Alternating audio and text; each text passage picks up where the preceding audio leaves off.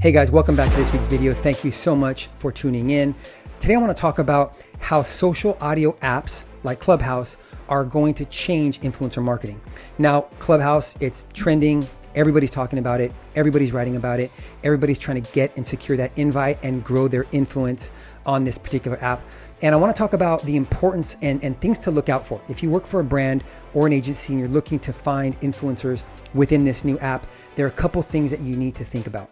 So for the last couple of years, we've shifted the conversation and referred to influencers being more as creators.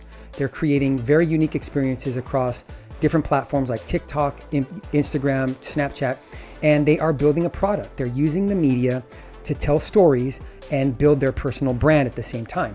And we see that across several different categories and verticals and platforms. Now, when I think about social audio, it's a very different and unique experience. If you've ever been into a room, you'll know that it's a very community-driven approach, right? There's conversation, there's people engaging with one another, moderating the room, engaging with panelists, etc.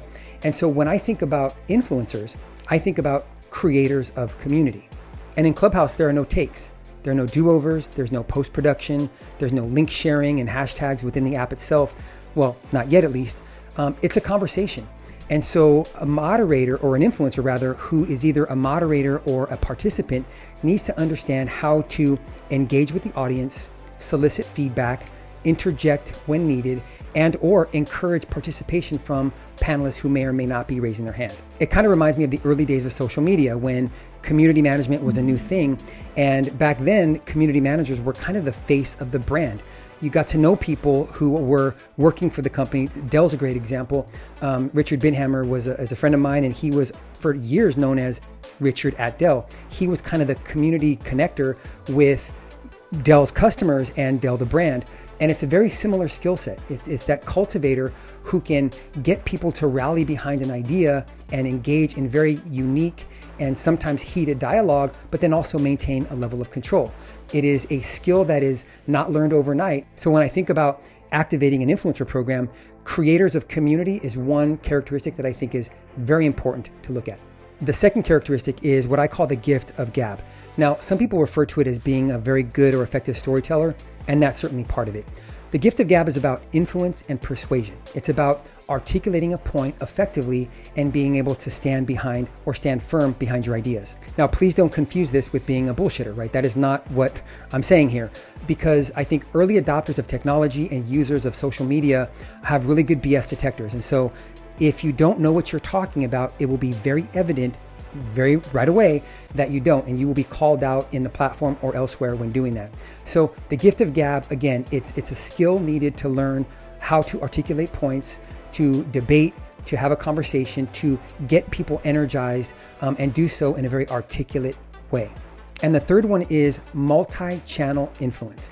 And it means exactly what it says. It's not just hiring a TikTok influencer or a Snapchat influencer or an Instagram influencer. Now, I think that the days of hiring specific channel influencers are going to be gone very soon, because it's not scalable. It's not really smart, because these platforms, they get popular, they go away, new platforms come in.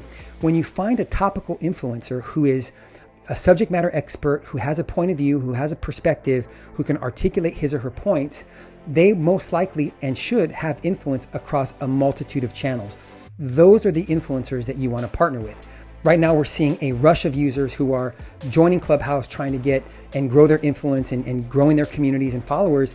And, they go from app to app, right? As soon as, Clubhouse is, declining, they're going to go to something else. And these were the first people to, use Snapchat and tell everyone how much of an expert they were on Snapchat. Now, I'm not saying that they're not an expert. What I'm saying is that if you're a brand and you're looking to, work with an influencer who is influential across a multitude of channels, you have to find those that are, right? They may or may not be influential on Twitter or Facebook, but at least they may have a presence or some sort of community there. And those are the three that I think are super important when looking at influencers, especially in the social audio app. It's creators of community, it's the gift of gab, and it's multi-channel influence. So thank you so much for tuning in. I really appreciate your time. If you don't agree with me, I would love to talk to you about it. Hey, let's start a room on Clubhouse. And let's debate some of these facts. But connect with me there, connect with me on Twitter, LinkedIn, etc. And thank you so much again for tuning in. Hope you're well, hope you're safe, and until I see you next time, have a great day. Bye-bye.